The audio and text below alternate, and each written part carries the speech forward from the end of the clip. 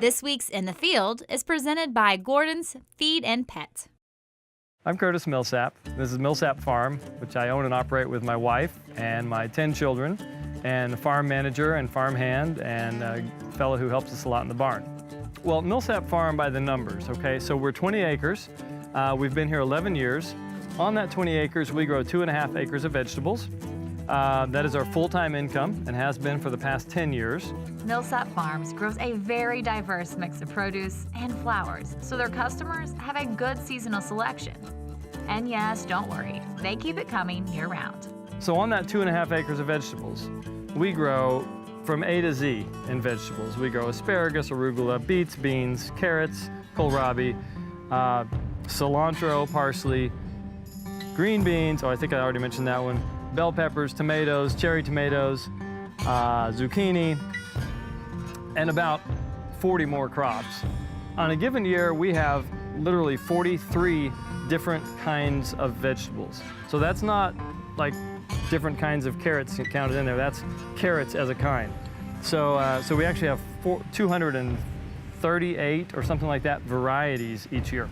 16 varieties of tomatoes, for example, and 4 varieties of cherry tomatoes, and so on down the line. So we grow a really diverse mix of crops, and there's several reasons for that.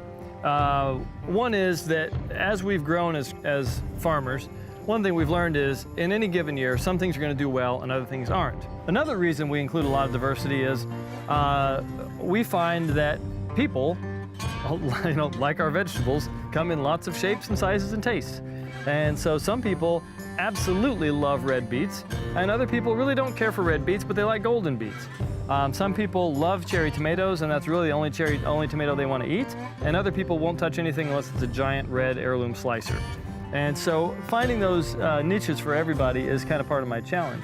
The Millsaps wanted to find ways to market their extra produce within the community and decided a few years ago to create a CSA program, and have had great success. We were lucky enough to stop by on CSA delivery and pickup day to see how it all worked and the unique way Curtis and his family educate and feed the community. You know, one thing we learned really early on, and more by reading than anything, was if you don't have a marketing plan in place before you grow your vegetables, then you're really just growing a gigantic compost pile, right? You know, you gotta have a way to get rid of this stuff, and it has to go out the door and it has to make money. So what we do, we market 3 different ways. We sell at the Farmers Market of the Ozarks, which is a great market. We also sell to some restaurants, and that's been a really neat connection. It's a great way to see our food on some really high-end plates around Springfield. But our favorite way to sell stuff is community-supported agriculture. CSA is a system where people buy a share of our produce in advance, and they pick it up once a week through the season. We run 2 seasons. We do a 6-month summer season and a 6-month winter season. And so in the summertime, we have 150 members, and those people come out to the farm or have it delivered to their home once a week. And it's a really neat system.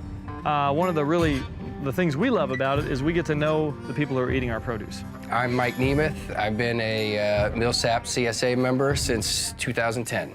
I'm a CSA member because I like the idea of knowing the farmer that I am getting vegetables from.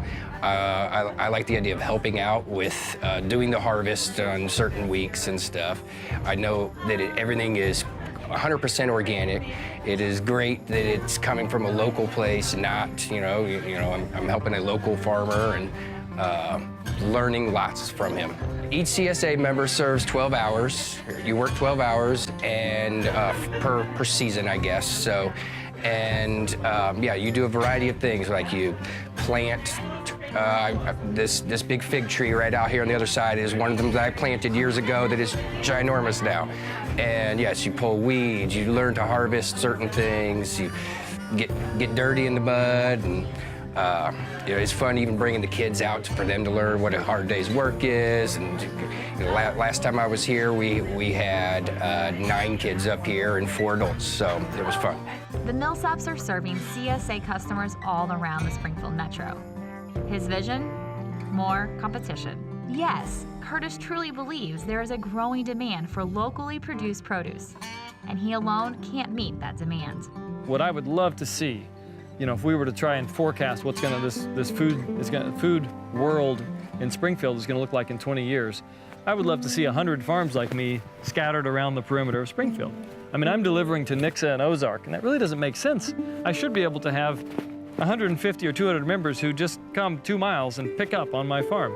And that's my goal, is that eventually that's who would buy my produce, and the folks down in Nixa and Ozark will be served by a fabulous CSA down there, and the people in downtown Springfield will be served by some farm like my sister-in-law's farm where they can bike to it, you know, and actually just cut the emissions all the way out of it. So I think there's a tremendous amount of room for local produce, local agriculture in general. Location's key to that. You can't be local unless you are on the right location.